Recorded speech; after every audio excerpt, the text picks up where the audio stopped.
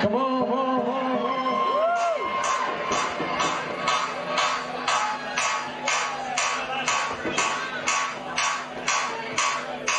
There's fireworks right now. Welcome to the Red Granite Party. The emergence of real film, real content, and the change of the film industry forever.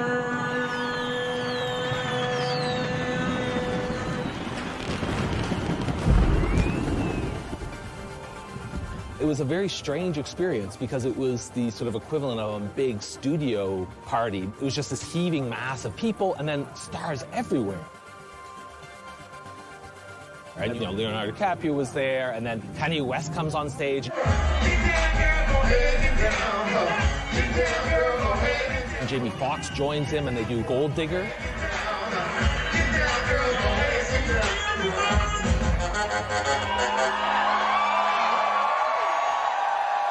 And the guy next to me is like, that's like $1 million burnt right there. Give it up for Kanye West in the building right now! Red Granite forever! It's kind of bizarre because no one actually knew who Red Granite were. They just sort of launched, and suddenly they were here with this massive party. People were really sort of stunned, wondering, who are these people?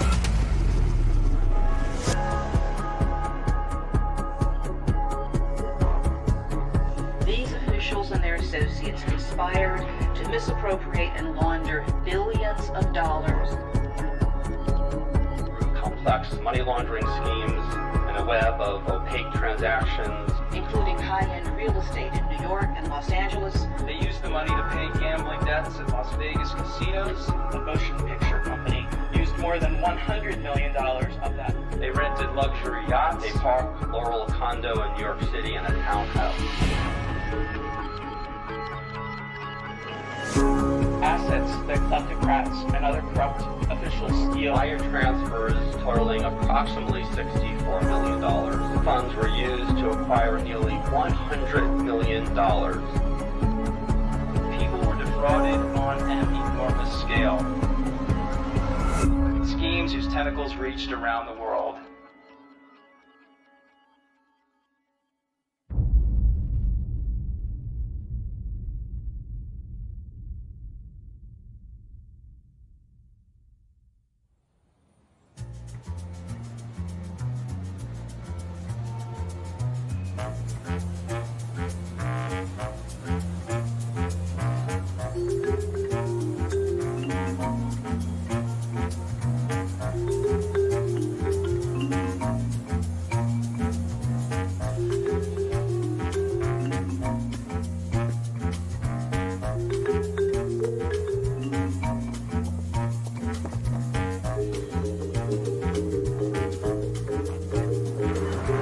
In February 2013, I started an investigation into illicit money flow coming into the United States. The money was coming into high-end real estate, and it was coming through shell companies where the owners could be hidden. I decided to focus on the Time Warner Center. It's an iconic building of a much more global phenomenon.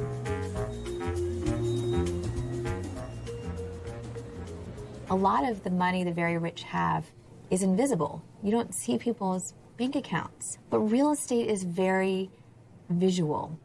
This is really the starting point for the story. This deed for 80 Columbus Circle, Time Warner Center, Penthouse 76B. The owner, 80 Columbus Circle, parentheses, NYC, LLC. No name of a human being. Sale price, $30.55 million. After Time Warner Center, I looked for shell company names in this same format. Address, parentheses, city, LLC. And I found some. One Central Park West, parentheses, NYC, LLC. Then there's this one here, Park Laurel, parentheses, NYC, LTD. The buyer is Sorsum Investments, Inc., another shell company, signed by sole director of Sorsum Investments, named Riza Aziz. Once I saw the name, Riza Aziz, I looked him up, and it was pretty easy to see that he was running Red Granite Picture, and that he was in the process of producing Wolf of Wall Street. My name is Jordan Belfort. The year I turned 26, I made $49 million, which really pissed me off because it was $3 shy of $1 million a week. The Wolf of Wall Street is based on Jordan Belfort, a very charismatic, smart individual who set up a firm and stole money.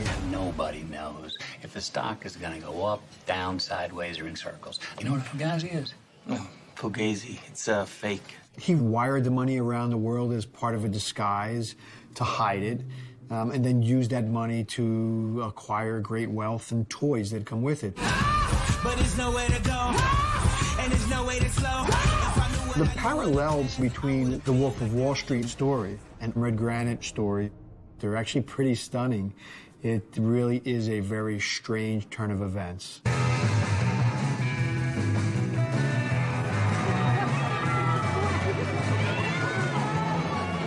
This is an incredibly hard film to get financed from the onset. You know, not many studios are chomping at the bit to do an American epic with Wall Street in the title, let alone that's this sort of focus on hedonism and debauchery and excess.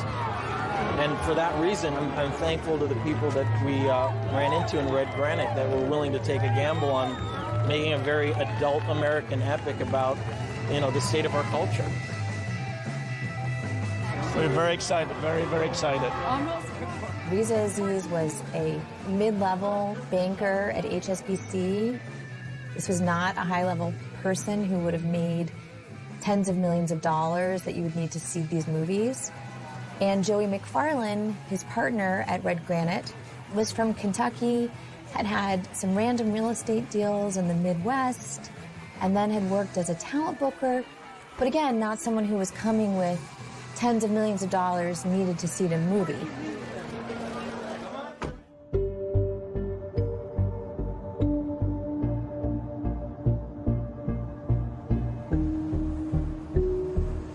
I started talking to a number of different sources in Hollywood about Red Granite. Who were these guys who'd showed up out of nowhere, really? A Hollywood source played for me a secret recording of Joey back from 2011 talking about Red Granite. Once this ball gets rolling, if his first picture makes money and shows them what we're capable of, and first launch party, the premiere party, all the red carpet bullshit that goes along with this is going to be the biggest business I do all year, because I'm going to be fucking inviting the goddamn Prince of Saudi Arabia. It showed that Joey had a lot of self-confidence and belief in his ability to get people with big money to do what he wanted. It also gave me some insight into Riza's family. All the way to the top. Yes, the uncles, they're like the Kennedys. I'll put it to you this way, bro. If we fucking have a killer 2 years, we'll be one of the biggest companies. You don't realize the people that I have behind me.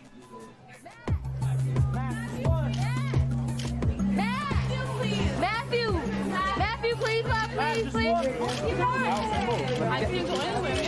Congratulations, Margot. Congratulations. I was there at the Wolf of Wall Street premiere after party. Riza was just out with the rest of the guests, sitting on a banquet. He had a tall, beautiful blonde woman accompanying him, not acting like he was the center of the action. Leonardo DiCaprio was in the VIP area. And there was a man there with Leonardo DiCaprio. I said, "Who's that fellow?" Pointing. And they said, "Oh, he's a really rich man. He's Joe Lowe." he's provided the money for the movies. And I said, oh, well, how did he make his money? And they said, we're not sure, but he's the man behind all the money.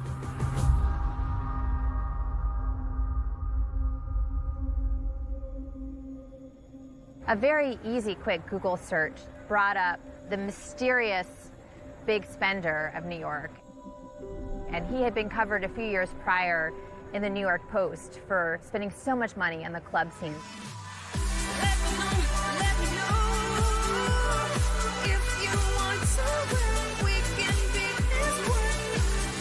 He was very sought after by every club owner. He was there. He was making your year. Just one bottle after the next, after the next. Like $10,000 bottles of champagne. He had an entourage. Everyone was trying to woo him and be his best friend. I thought he was like Malaysian royalty, whatever that means. You know, I didn't really know, and I didn't really care, to be honest.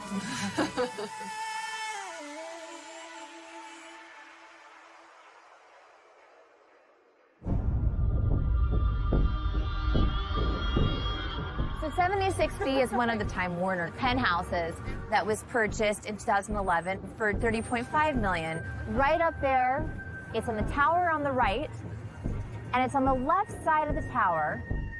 It's one of the most lavish penthouses in the building. The renters of this unit used to be Jay-Z and Beyonce. And we found that during the shooting of Wolf of Wall Street, Leonardo DiCaprio stayed in 76B, and Joey McFarlane spent a lot of time in the complex. There were so many loud parties that there were complaints. I had a lot of sources in and around this building. And I was told there was a young Malaysian man who came to the showing of this unit, and he told people he was buying it for a group of investors, including the Prime Minister of Malaysia. That young man was Joe Low. Because of that connection, I knew that this was a two-headed investigation. It was an investigation of Joe Low, and it was an investigation of the Prime Minister of Malaysia.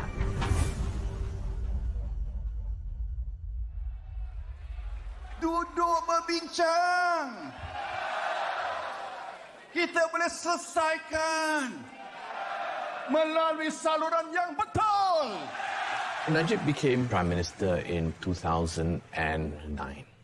Obviously, he's my brother. We were extremely proud of his achievement. Our family has been very much at the heart of government in Malaysia since independence.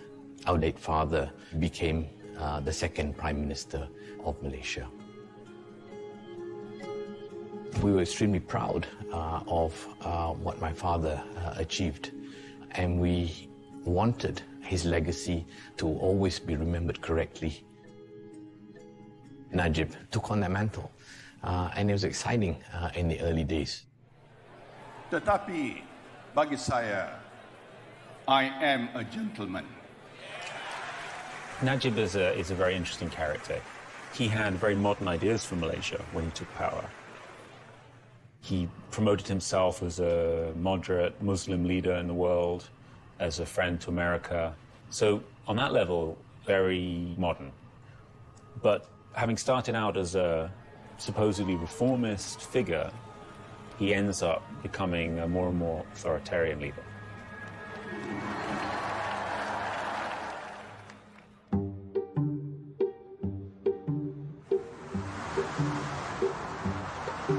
The Prime Minister controls the Attorney General,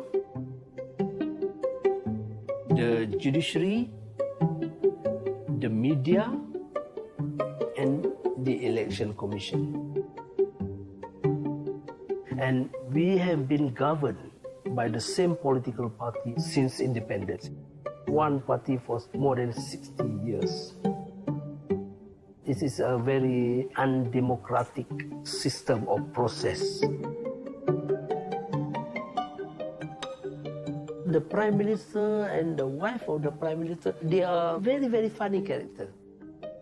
They give me an idea every day. But in Malaysia, there are two individuals cannot be drawn into cartoon. One is the wife of the Prime Minister, and the second one is the Prophet Muhammad. That means she is now on the same level with Prophet Muhammad.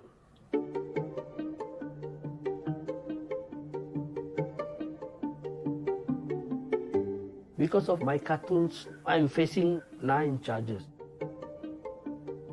which carry a maximum penalty for 43 years in prison. Yeah?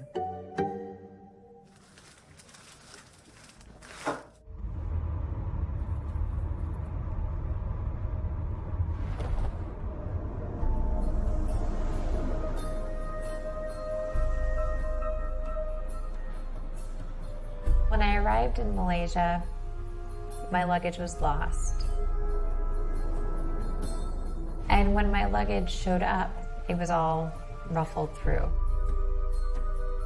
I was sensitive not to contact a lot of people before I went because, you know, you don't know whose communications are tapped and so on. And I went to Georgetown in Penang. And I met with Malaysians who knew Jolo and his family when he was growing up.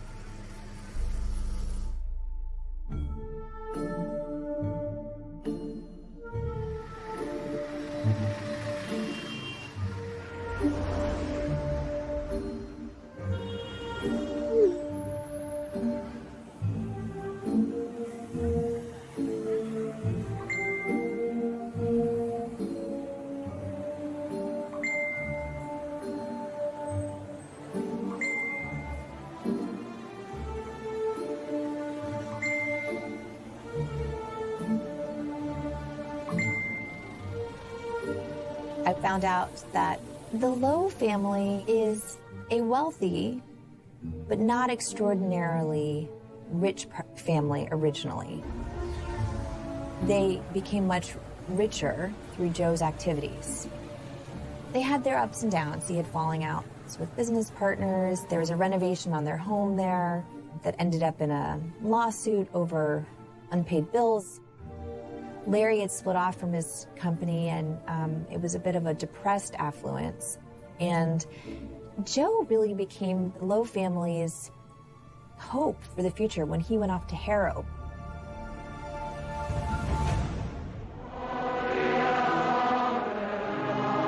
The old schools change little through the years. Old customs die hard within their walls. There are still straws in the wind on Harrow Hill. I think the big sort of transformative moment for Jolo was when his parents decided to send him to Harrow boarding school in the UK in the late 90s, because he suddenly went from this, you know, very backwater Malaysian island to the school where Winston Churchill and others had studied. Since the granting of the school's charter, 7 of Britain's prime ministers have been educated here. Sir Winston Churchill frequently revisited Harrow as one of its most distinguished old boys. So Jolo was suddenly, you know, studying alongside the King of Jordan's son, the children of royalty and Arab businessmen's kids, and these people were a lot wealthier than he was. And I think that really gave him an eye onto a different world of wealth, and is probably pretty crucial in his sort of psychological development. In fact, Joe became really good friends with Riza in London. And he also got to know Riza's mother, Rosma. And Rosma was the wife of Najib. Riza Aziz was the stepson of the Prime Minister of Malaysia. And friends with them all was Jolo.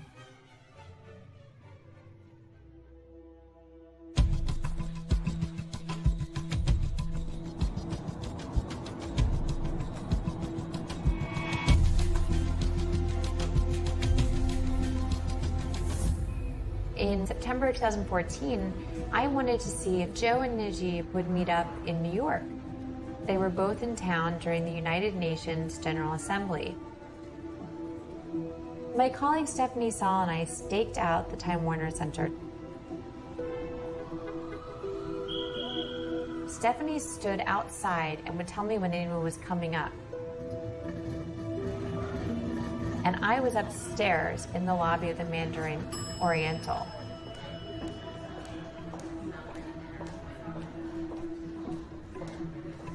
First, she texted me.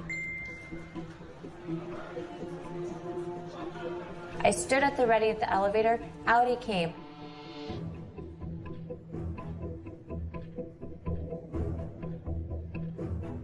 He walked over and sat in the bar. A little while later, she texted. Again, I was at the ready at the elevator.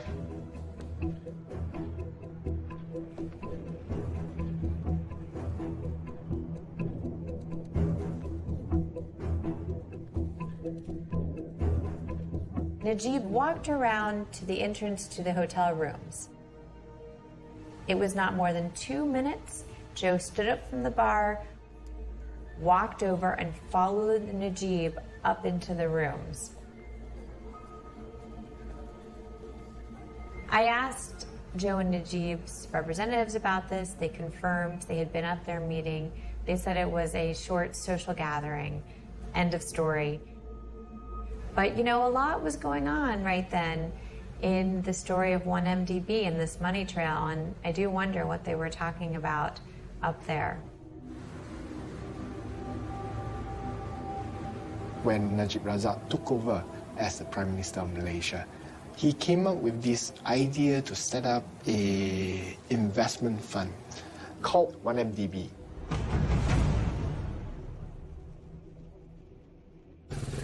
The trust fund that brings returns for the future of the people. And every cent of that came from Malaysian taxpayers. When I found out that 1MDB invested $1 billion in a company called PetroSaudi, the first thing you do is you check who PetroSaudi is. It is a fantastic name. Petroleum, at that point in time, $110 per barrel. Saudi Arabia, the king of petroleum. This has to be a jackpot company. Then when you do a search on PetroSaudi, you realize that the founder, Tariq Ubaid, there was no reference of him in Google any time before 2009. And I discovered that he was only 32 years old. It was then that we found out that when 1MDB actually invested the $1 billion in PetroSaudi, PetroSaudi was barely a year old.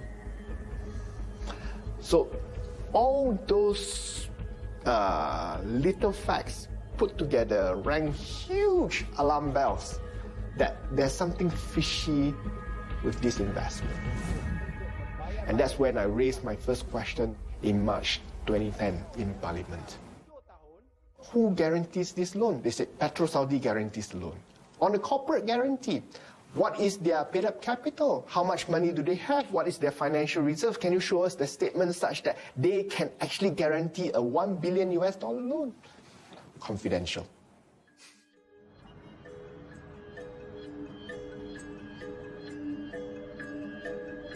I had always asked the question, why was 1MDB not subject to the same oversight as the rest of the government companies? So I then got hold of my other brothers and we met Najib and told him that, look, we are very concerned about this and how that's somewhat conflicted with the kind of values that our father had. Public service, integrity, frugality. Najib said he would look into the matter and that he would fix any shortcomings at 1MDB.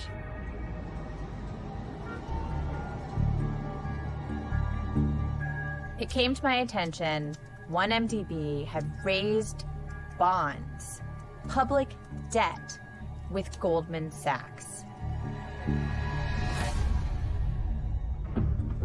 Debt that the people of Malaysia would have to pay back.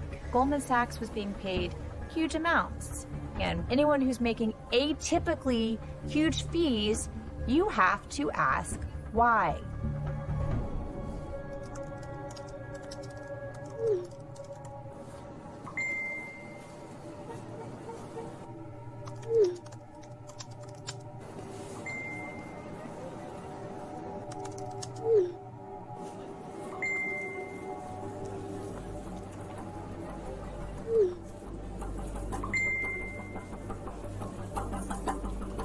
I thought, I can't wait to meet with this person, and we did meet, and I got a lot of information about how close Jho Low was to these transactions.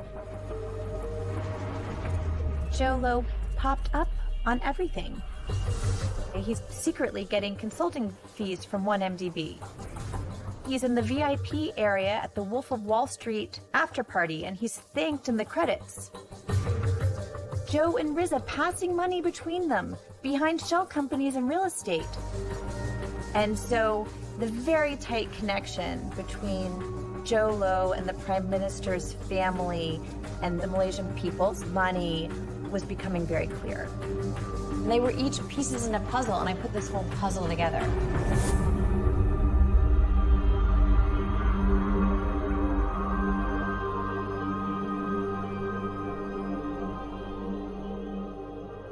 I read the New York Times article.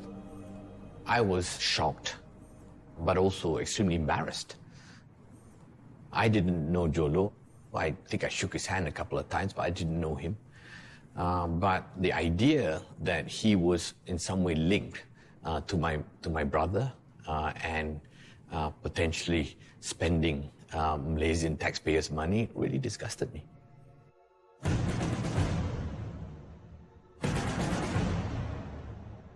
I knew that there were documents that were available, that were for sale, that purported to show details of money moving between 1MDB and Jho Low. Leaked documents. Those were the smoking gun.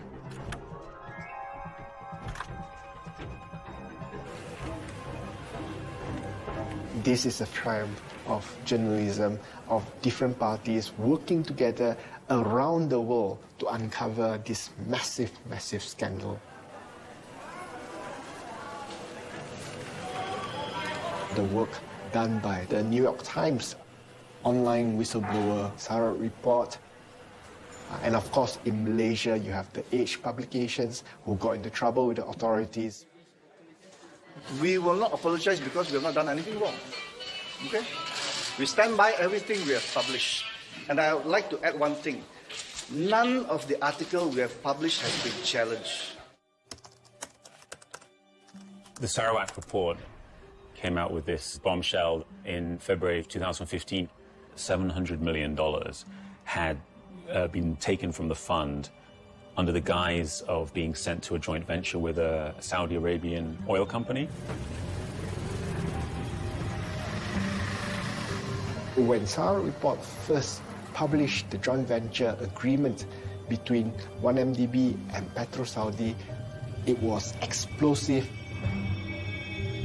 That was the first time we get a peek into the hidden operations within 1MDB on how they were scamming the money from the Malaysian people. It was depressing. People were angry. The documents showed that $700 million had ended up in an offshore company allegedly controlled by Jho Low. For the record, do you have any involvement or have you had any involvement with One Malaysia Development Berhad? I believe that this is a politically sort of charged effort to try and put the blame on me when truly I have no decision-making authority. Why would you be a political target in this unfolding scandal? I think it's because it may have stemmed from my 16-year friendship with Reza Aziz, who is, of course, the stepson of the Malaysian Prime Minister. And I feel like I'm just an easy target and a victim because of my age and, unfortunately, some of the things that I've done in my early years of partying that, I had a bit too much fun then.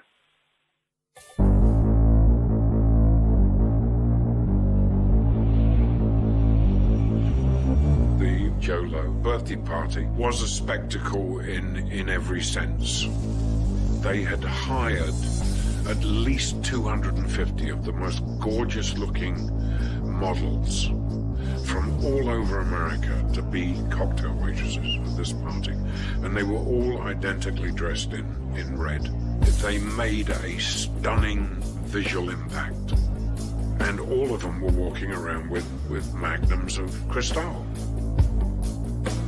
I remember standing at the bar with Britney Spears as she was waiting her turn to go on to sing Happy Birthday. And then Jamie Foxx walked on to be the MC. And now you're paying attention. You're saying this is no ordinary party. This was now big money. I was introduced to Jolo, and he was a super rich playboy billionaire holding court. Around Jolo were security people. It's like a wedding cake, if you can imagine. Mr. Malaysian Moneybags was at the very top, and then there were these tiers that came down, and you were either in tier 1 or tier 2 or tier 3. Paris Hilton was ushered right into the intimate circle. There was this huge turnout of celebrities, including DiCaprio. The list is endless. You could run a movie credits crawl on the screen of all the people that were there.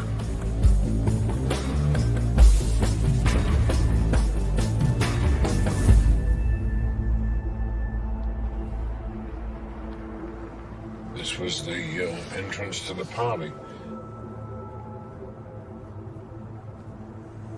I went back to look at it the next day, and it was like it never ever happened. It had gone. It didn't exist 3 days beforehand. It didn't exist 24 hours afterwards. I mean, it was a proper circus tent with a giant Ferris wheel inside. I don't think I would be wrong if I described it as the best and the most expensive party that Las Vegas has ever seen. To do what they did, a Ferris wheel, amusement games, an arcade, security, the food, the drinks, the gifts, the stars, the celebrities. That must have cost $100 million.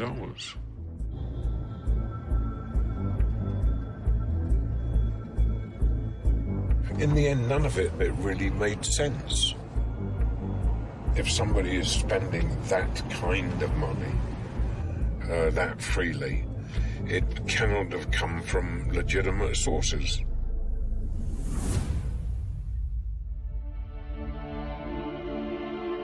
How do we define value? We interviewed Jolo at the Journal in 2014, and we wrote a story about him as an investor. It is about how each deal changes a community, a country, and the world. There's this video that Jolo creates. It's an attempt to portray himself as a jet-setting corporate titan. Our approach is to fundamentally question how quality is created, how to enhance value, identify synergies, capitalize on it. And the backstory that he gave to people was that his family had a lot of money, and it was investing money on behalf of his grandfather and his father, who'd made billions in iron ore mining in Thailand. But as soon as people put real resources into trying to find out about his grandfather, You only needed to ask a few people in Malaysia and you realize he didn't have billions. At least not, he didn't inherit billions. He then started to donate a lot of money to cancer centers, to the United Nations. And I think that again was an attempt to make it appear that he was this real businessman. So the questions about where his money came from, he hoped would go away. But we kept digging, and in the summer of 2015, it came out with this much bigger story. The Wall Street Journal came into possession of secret documents that revealed a very large payment of about $681 million paid into the personal bank account of the Prime Minister of Malaysia. And that was a big fact. And it was a mystery that needed to be solved. And then we came into possession of these BlackBerry Messenger transcripts between Jho Low and one of the mid-level bankers that oversaw the Prime Minister's accounts. One of these descriptions refers to 681 American pies about to come into the Prime Minister's bank account. The bank records show 681 million American dollars are transferred in. In this case, the American pie means $1 million. So that was the code word. Until that point, we hadn't really connected Jho Low to the transfer to the Prime Minister. It showed that he was there stage managing these discussions and setting things up. And it just really proved his instrumental role in the case.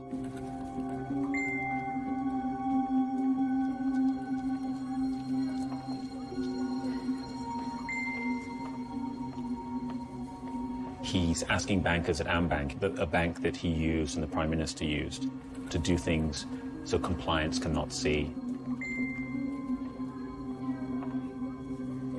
And he's asking, you know, please move this money here, that money there. Please just tell them Najib wants this. And he's very impatient, he's very distracted.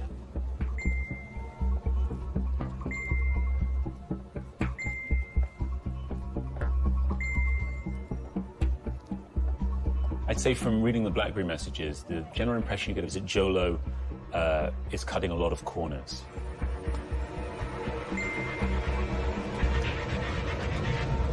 I was very excited because, you know, you've been a journalist for 20 years. It's not every day that you get a story about a sitting Prime Minister receiving stolen funds.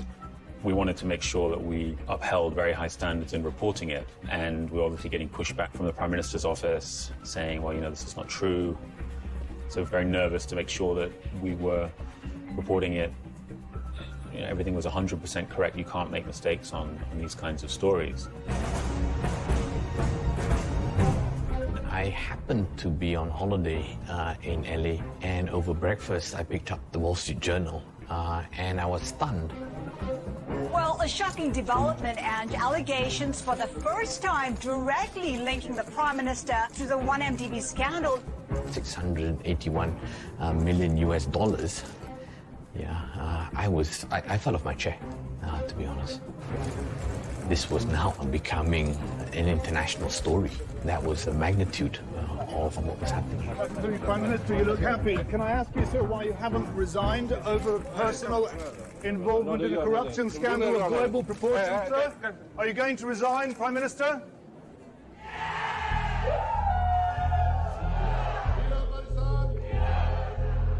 The $681 million that Najib allegedly received into his accounts came 2 months before a really important general election in 2013.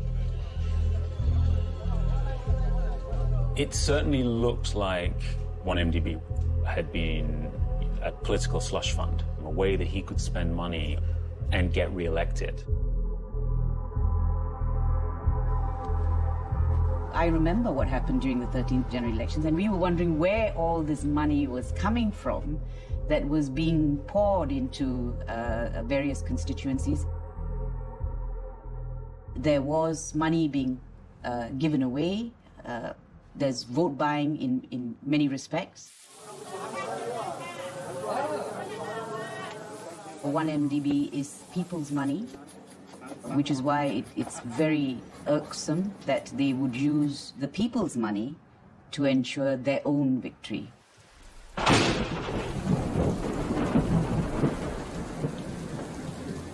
It's very, very hard to describe. Najib is my brother. He will always be my brother, and I love him as my brother.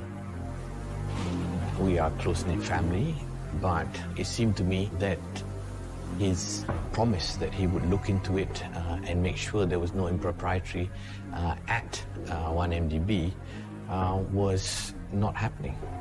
What I then decided to do was to campaign to get various influential people to also look into 1MDB. I went to see politicians on both sides and really urged everyone to make sure that this is properly investigated and the rule of law applies.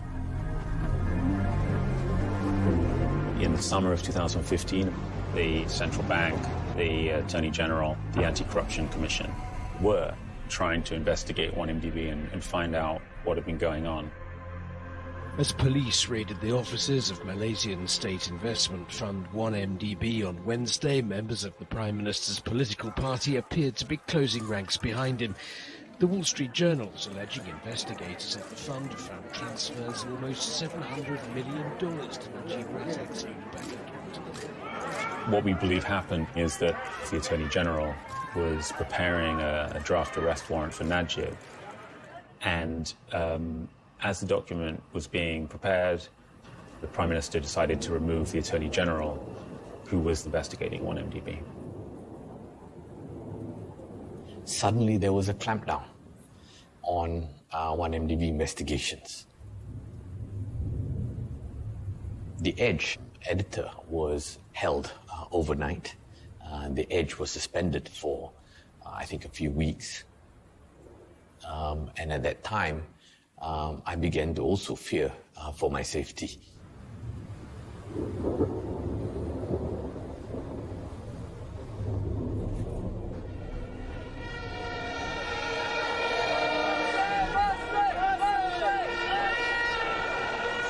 Protests on the streets of Kuala Lumpur go into a second day. These protesters are directing their anger at one man, Prime Minister Najib Razak. You cannot allow a prime minister and his cabinet to continue to plunder a country just because they want to live in luxury.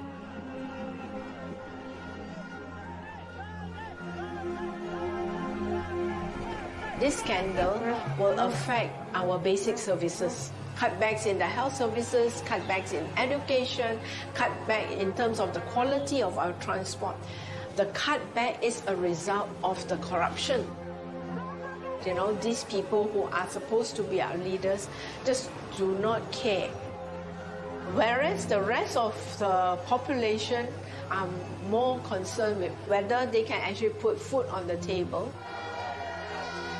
We urge all Malaysians to demand for Najib to step down and the institutional reforms to be implemented to end all the corruption that's happening in this country. The Prime Minister must tender his resignation.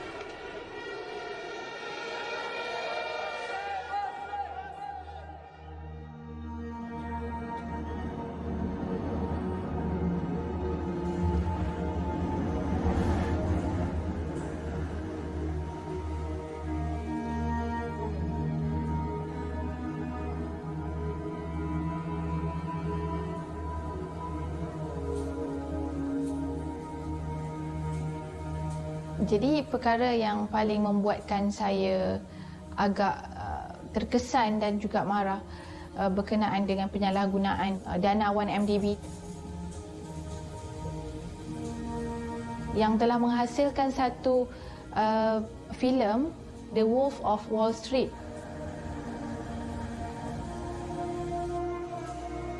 Malaysia, dan dari mana datangnya duit tersebut? Dan ini melibatkan kroni-kroni yang related to Najib Razak, Perdana Menteri Malaysia.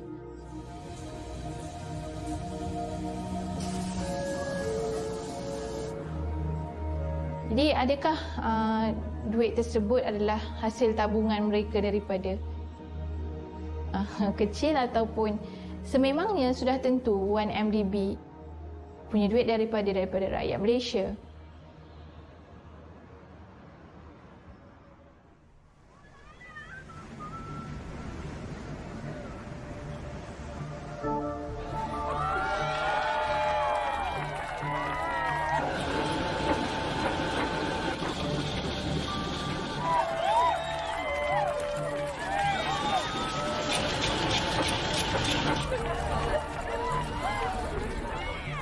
Reuters reports that production company Red Granite has been accused of using $100 million that had been diverted from the 1MDB fund to finance The Wolf of Wall Street. I think even before anyone knew anything about the connections to Malaysia, before any of the dots really had been joined between 1MDB, people were wondering where the hell they'd got their money.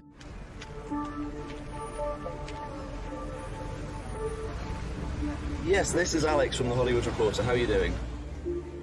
So yes, well, I wanted to speak to you about the company Red Granite. I've been trying to speak to anyone involved in Red Granite. We wrote a story about Red Granite that was published yesterday. Obviously, there's a growing investigation into the company. Former employees, anyone that's dealt with them for other films, and they all have a lot of things to say, and they're all absolutely fascinating, but I can't say any of them because no one will go on record. The amounts of money that are being talked about are vast. 230, 240 million ended up with Red Granite. Hollywood is actually quite a small place, really, and everyone knows everyone. You know, you don't want to really be the whistleblower, you don't want your name out there as the person that talks about stuff. DiCaprio, from what we understand, hasn't said anything. Obviously, he earned potentially upwards of 25 million from The Wolf of Wall Street. You know, if you want to continue to function in the industry, probably best to keep your mouth shut. I mean, did you have any direct dealings with Rizza and Joey? Can we go on the record with that?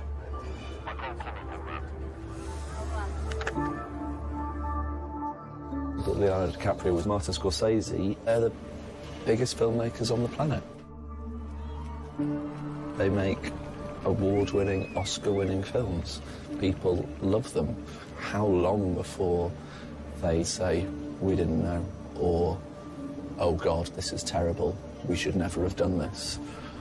They're going to have to say something at some point. They're public figures.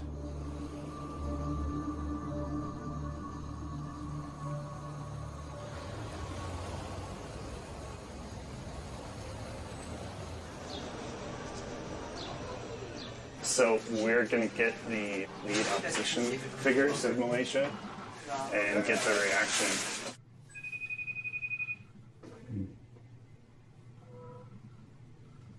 Thank you so much for talking to us. This is Patrick from The Hollywood Reporter. Can you hear me? Yeah, I can. Yeah, okay. So we're at the Cannes Film Festival here, and Wow, I'm envious. you should come next year. I can't get out of the country at the moment. Okay, I imagine you're very busy. No. No? My passport is still restricted. Oh, I see. I'm still not allowed to travel. Wow, what is the backstory to that? The reasons provided is that I'm currently being investigated for activities detrimental to parliamentary democracy, punishable by 20 years of jail. So, yeah, there you go. Wow. So, Wolf of Wall Street, for the people in Malaysia who have seen the film, do you think they have a bitter feeling about it?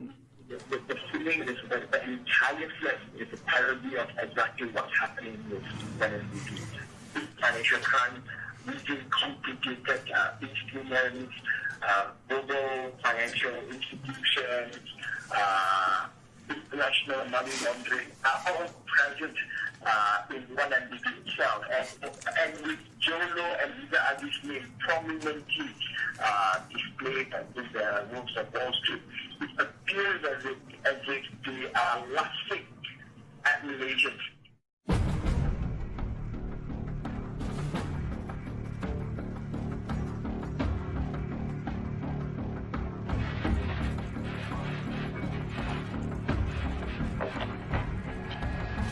good morning, all. Good morning, and thank you all for being here. And we are here to announce a significant step in our ongoing work to combat global corruption. And today, the Department of Justice has filed a civil complaint. Now, our complaint alleges that from 2009 through 2015, these officials and their associates conspired to misappropriate and launder billions of dollars from 1MDB. The co-conspirators laundered their stolen funds through a complex web of opaque transactions and fraudulent shell companies with bank accounts in countries around the world. 1MDB was created by the Malaysian government to promote economic development with the ultimate goal of improving the well-being of the Malaysian people. But unfortunately, sadly, tragically, a number of corrupt 1MDB officials treated this public trust as a personal bank account. By the fact that $3.5 billion have been stolen from the fund. No. Hang on first. We have to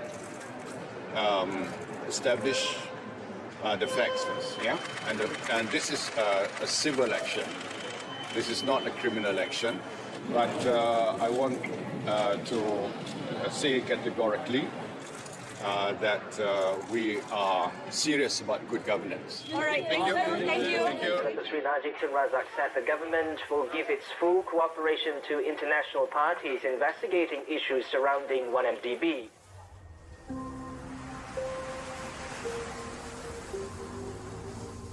The Wolf of Wall Street earned just shy of $400 million internationally. The idea of a film of that magnitude being seized and then owned by the US government was not anything I've ever heard of before. The Hollywood angle, because it was such a growing story and it was all unravelling, it was something that requires a little bit more investigating. So last night, I was given a new update. Jolo, the man at the centre of the whole 1MDB scandal, Jolo bought a $31 million penthouse in the Time Warner building in New York. The real estate agent representing the seller was Robert De Niro's son. No way. Rafael De Niro. And Robert De Niro met with the Malaysian Prime Minister and his wife in 2009 and 2010, I believe, and first in New York, and then he went over to Malaysia and had lunch with Rosmah Mansor, the Prime Minister's wife. We should check that out. Bob, you're on with Alex. Hello. Bob. Hey, Mr. De Niro, very nice to speak to you. I wanted to talk to you about this, this Malaysian corruption scandal. How well do you know Najib Razak, the Malaysian Prime Minister, and his wife, Rosmah Mansor? I knew them. I met them a couple of times, here and there, and that's about it. I was going to do a movie with Riza, yeah. We wanted to do a film, and we didn't. Never happened. Okay. How well did you know Mr. Jolo? I met him once. Okay, where was that? In Vegas at that park. He mentioned to me he wanted to finance the Irishman, but that was, just talk. Okay. Your son, Rafael, was dealing with Joe on a property sale in... I was aware of that, yes. Do you know how that came about? I don't know how it came about. Are you an investigative reporter? Because I think the authorities should be asking me these questions. Yeah, there's some huge allegations going around in Hollywood and the US, and I'm absolutely sure that you don't want your name associated with any of it. It would just be nice to get your... I don't care whether my name is associated, because I didn't do anything, and I don't know what it is. And I know and I'm aware of it, but, I don't give a shit. So when you say this stuff, I'm annoyed. I'm annoyed at your attitude, and I'm really sorry. I'm not trying to annoy you. Yeah, well, I don't fucking appreciate it. Excuse me. Get the fuck out of here.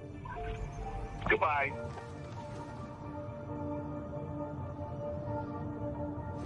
One thing that I found fascinating is that when I speak to the biggest names in Hollywood, I just don't think people are aware.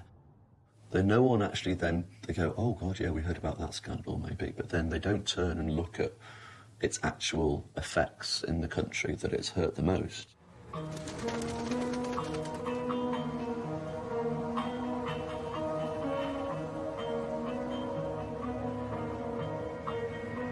This story, it opened my eyes as it goes international and so embarrassing. It also hit me hard.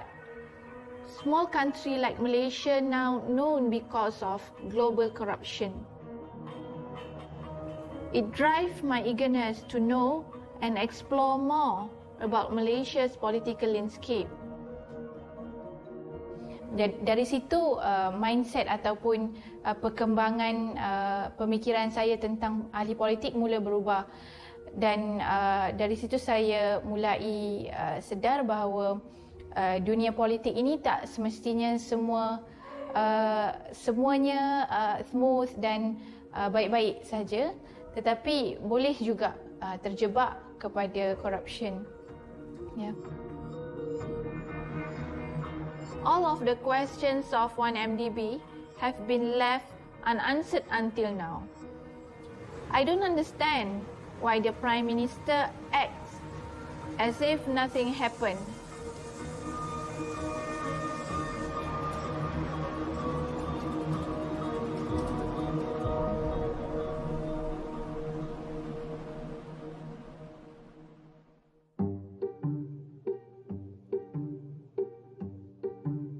I started a magazine called Gedung Cartoon.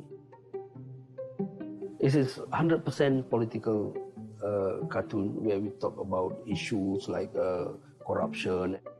But the government banned the magazine immediately. Then the 8 officers came to my office, confiscated that more than 500 copies of the magazine and banned the magazine. During the interrogation, I told them, look, you can ban my books, you can ban my cartoon, but you cannot ban my mind. I will keep drawing until the last drop of my ink.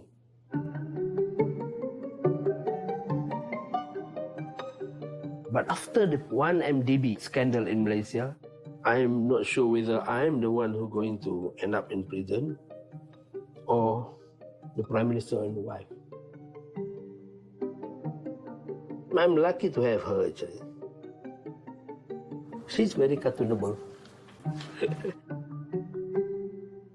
She carry a lot of handbags and also ring and shoes.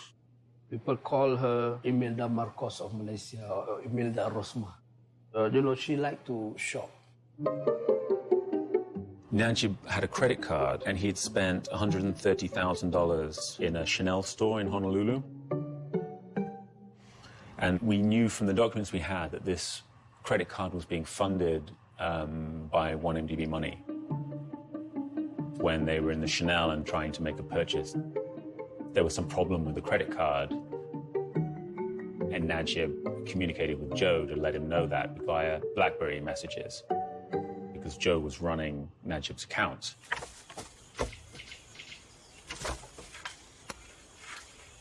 What has triggered this new wave of interest for the ordinary Malaysians, especially in the villages, is the fact that the money from 1MDB, $27 million of it was actually used to buy a diamond necklace for the Prime Minister's wife.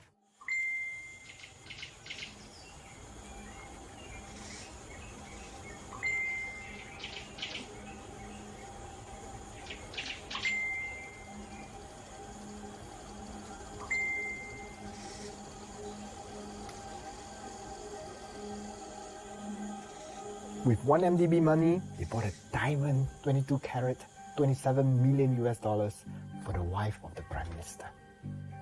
No, it's 120 million ringgit for the diamond. And average teacher gets paid 3,000 ringgit a month. And that's 12 months a year. That's 3,333 teachers you can finance with that one diamond for an entire year. That's a lot of teachers. That has aroused a degree of anger. Malaysians are by and large desensitized to corruption, but the scale of it, I think, is waking people up.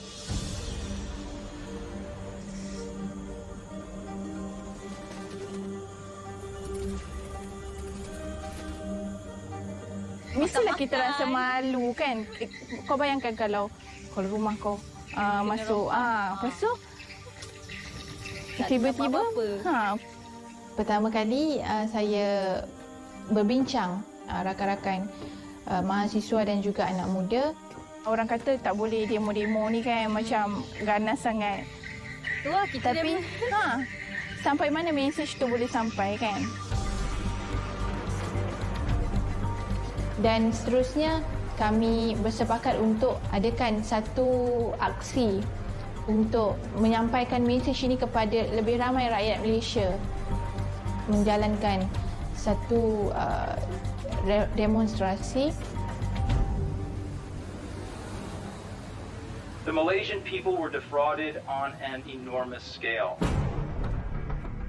This is the largest kleptocracy seizure in U.S. history. As alleged in the complaint, funds were stolen under the pretense of having 1MDB invest in an oil exploration joint venture with a foreign partner. But this wasn't a legitimate investment for 1MDB or for the Malaysian people. Instead, the funds transferred to the shell companies were used for the personal enrichment of the corrupt officials and their associates. Obviously, 50 bottles of Cristal from Saudi and Malaysia is not enough.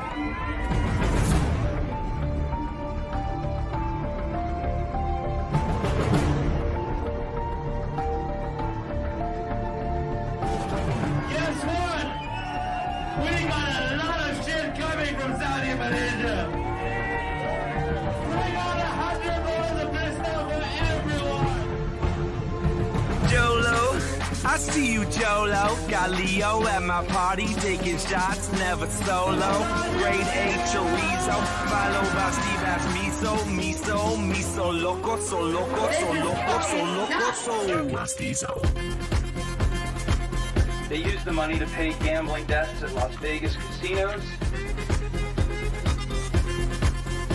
They rented luxury yachts.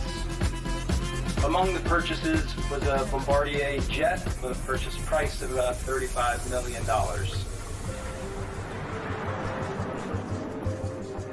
The U.S. Justice Department is looking to seize $540 million in assets bought with money stolen from Malaysian state fund 1MDB.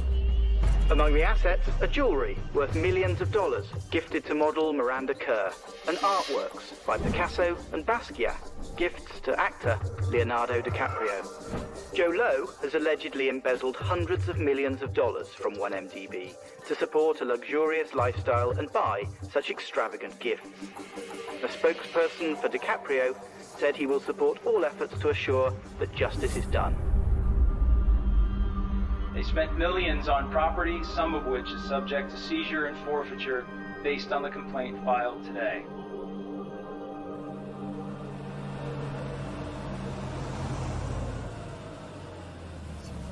Arriving at 1432 Oriole Drive on the left. There you go.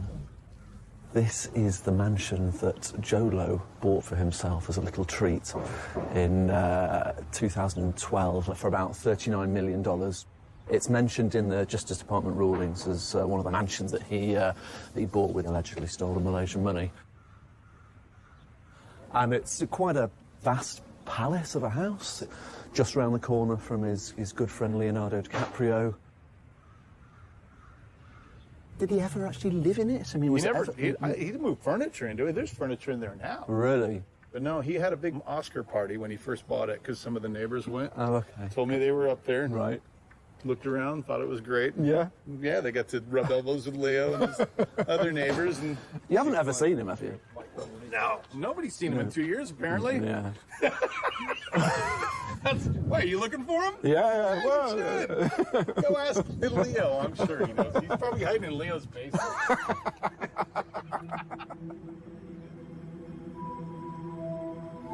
It's a bit cobwebby as well. I don't think they've been there for a while. Looks a bit quiet. No one in.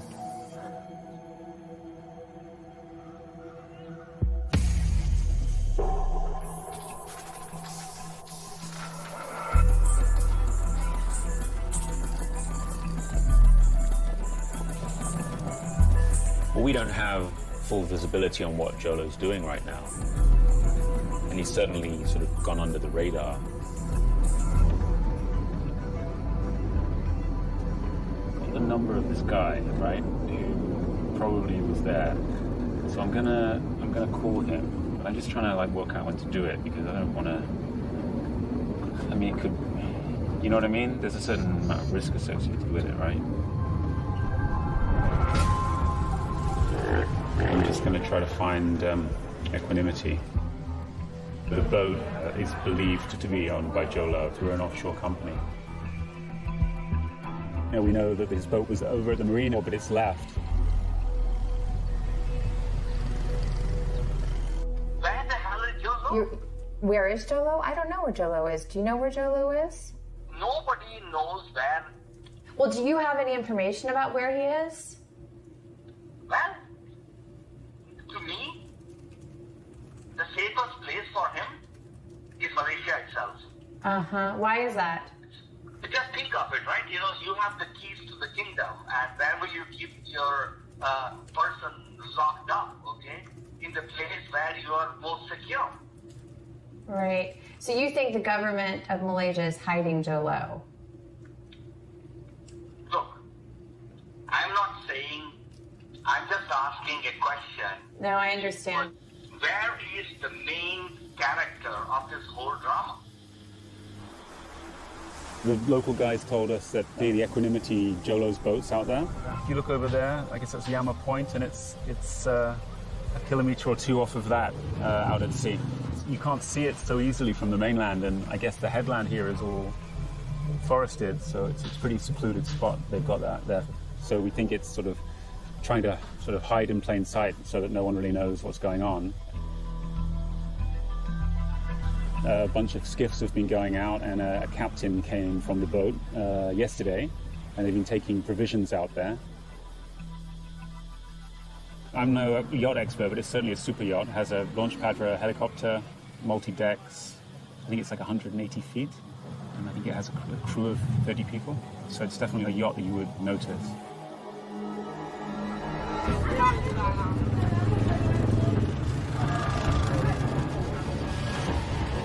So yeah, we saw the boat off the pier in east of Phuket. It was anchored offshore, and then all of a sudden, around 10 p.m. in the evening, starts setting off to the south at a rate of knots and takes off into the open sea.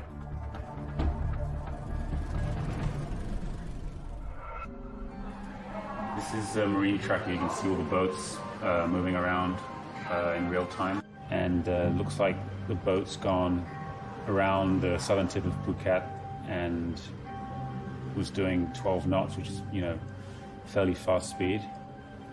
And then here it's stopped, and that's 21 hours ago. So I imagine they've turned off their identification. It's gone.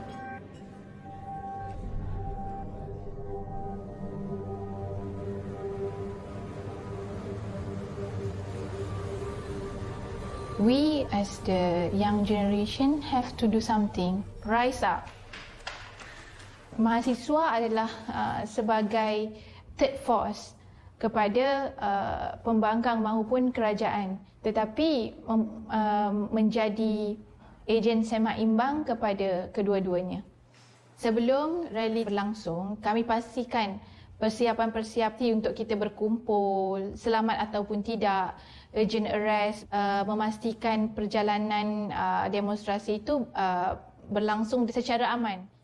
Tapi masalah di sini, masalah dia kebiasaannya dia akan duduk sini. Dia penting, dia minta semua. Ya, biasanya macam tu.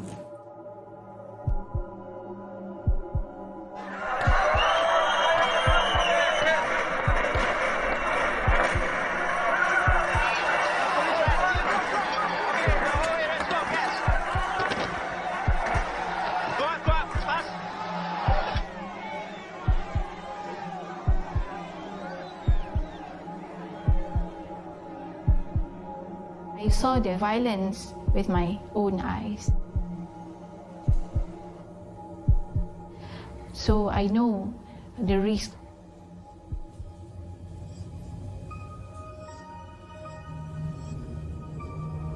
Two days before the rally, I feel insecure. I realized that someone keep following me.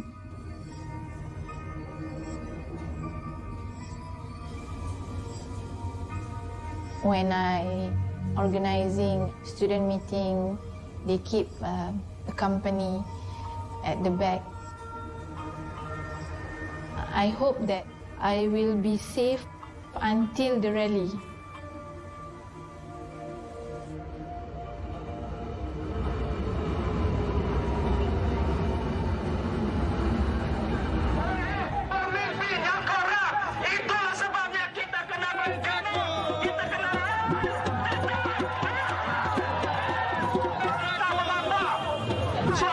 Lebih kepada untuk kita tuntut pihak-pihak yang sepatutnya, yang berkuasa, yang bertanggungjawab untuk menangkap individu yang bernama Malaysian Official One yang telah pun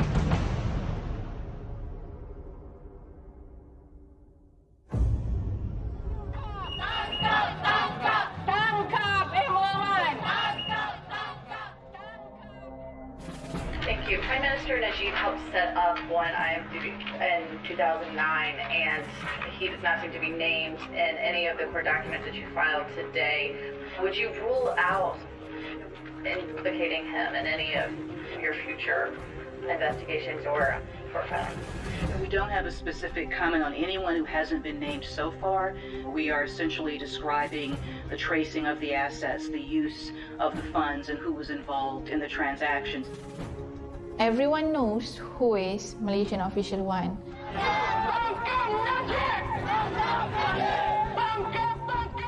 Some kind of agreement, though, between U.S. prosecutors and the Malaysian government not to name the Prime Minister. Our agreement is only to draft a complaint, as we always do in civil forfeiture matters. You'll see that this is a complaint that is against the actual property or assets. Walaupun sudah terang-terang kita boleh tahu siapa dia Malaysian Official One. Tangkap MO1. MO1. Tangkap. Memang sengaja tidak menyebut siapa dia individu Malaysian Official One itu. Bebas, bebas. Tangkap MO1.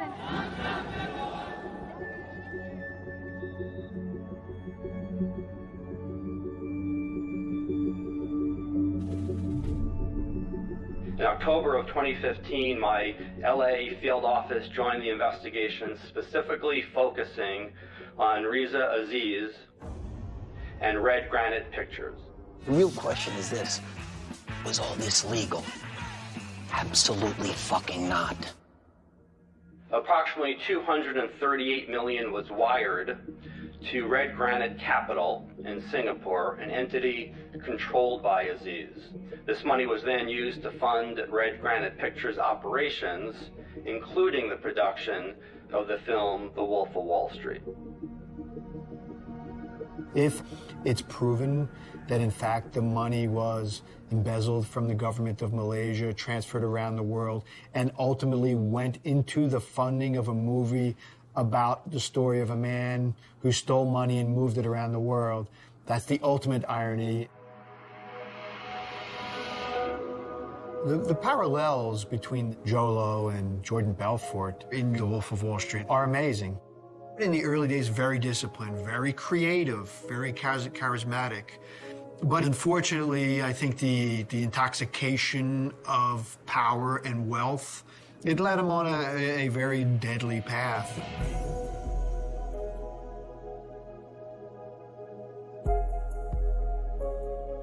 When these guys tend to get the money that they get, they forget the definition of the word excess. I know we're a little unorthodox, we're a little loud in the way we do things, but you gotta understand we're the new guys on the block, you know, trying to make a name for ourselves. But I want you to understand, we don't do anything illegal. Money bought him power, it bought him access, it bought him recognition, it bought him status, it bought him anything that crazy sums of money can buy. From Saudi Arabia to the heart. To me, this is absolutely a cautionary tale. And if you're going to submerge yourself in the attitude of people that have been very destructive to our economy, we've got to understand what entices them. And we've got to be honest and authentic about the portrayal of who these people are. I think whenever you're dealing with a young person who's put in a position to make an enormous amount of money and doesn't have the discipline to control it, there's a little bit, you know, of empathy that you feel with them. But at the end of the day, you know, we all have to pay for the actions we do, and that's kind of how our story ends. You know what I was just thinking too? The fucking hero that I'm going to be back at the office when the Bureau seizes this fucking boat. Because, I mean, fuckity fuck, Jordan, look at this thing.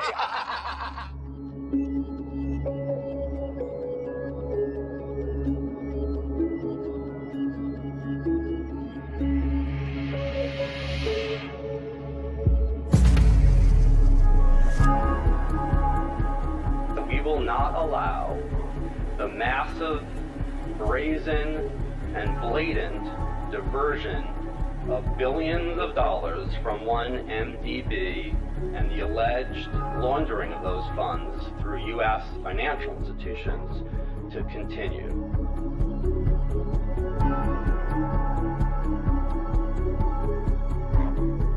Indonesian police and the U.S. Federal Bureau of Investigation, or FBI, inspected a luxury yacht on Thursday on the island of Bali. Penyitaan kapal itu adalah proses pengamanan kapal itu sendiri karena nilai kapal ini yang jumlahnya amat sangat besar.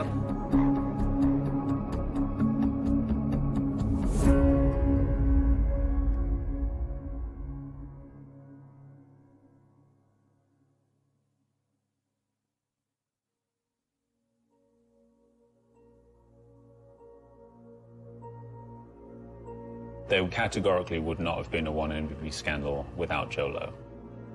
He is behind the scenes running the fund. But what exactly did Najib know about it?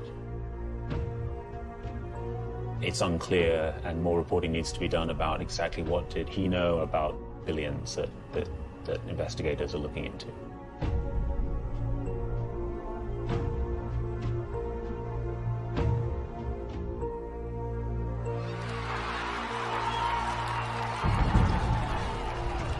Nearly 15 million Malaysians will vote in general elections that will determine if the National Front coalition can extend its 60-year grip on power. They will choose between Prime Minister Najib Razak or the opposition led by 92-year-old former leader Mahathir Mohamad. Anger over the 1MDB fiasco led to the return of Mahathir. He has galvanized a fractured opposition to oust what he calls a government of thieves, but the odds are stacked against them.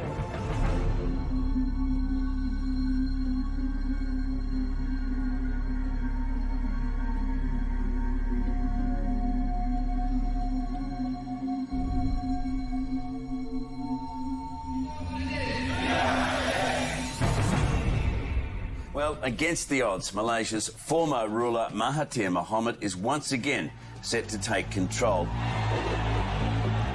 He's led an opposition coalition to a shock victory. Disbelief and euphoria as long-suffering supporters of Malaysia's opposition finally realised what seemed a near impossible dream.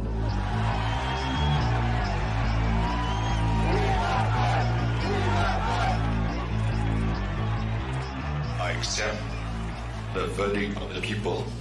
Well, that's it. 6 decades of one-party rule is over. We feel as if we are breathing new air today. How do you feel now? No, I feel very, very happy, you see. The feeling is just awesome.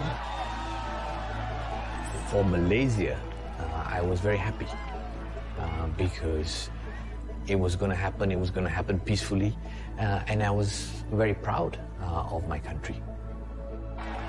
But at the same time, I've been through a very eclectic set of emotions. It's very, very hard to describe. The Malaysian government has slapped a travel ban on ousted Prime Minister Najib Razak, just as he was about to leave the country on a private jet. Dr Mahathir is vowed to go after the billions of dollars allegedly stolen in the 1MDB corruption scandal. Certain age must fall. I'm not sure whether I'm the one who's going to end up in prison or the Prime Minister and wife.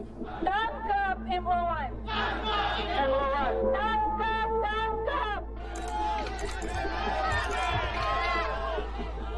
I was in a board meeting when my phone kept ringing because my brother was being arrested. You can never prepare for the scenes of your brother being charged.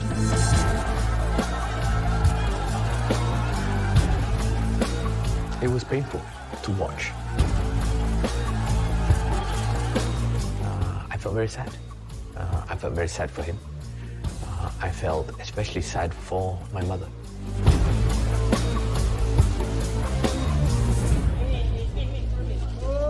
Police officers conducted a 3-hour raid on former Premier Najib Tun Razak's safe house in Precinct 10. The boxes filled with handbags, jewelry, and cash kept on coming. $17 million worth of designer handbags and so much cash it took 22 officials with 6 counting machines 3 days to get through it. There were 284 boxes containing handbags, and there were 72 bags containing cash, jewelry, and watches. From the 72 bags, 35 contained cash, and we have counted the cash, and the cash is amounting to 114 million.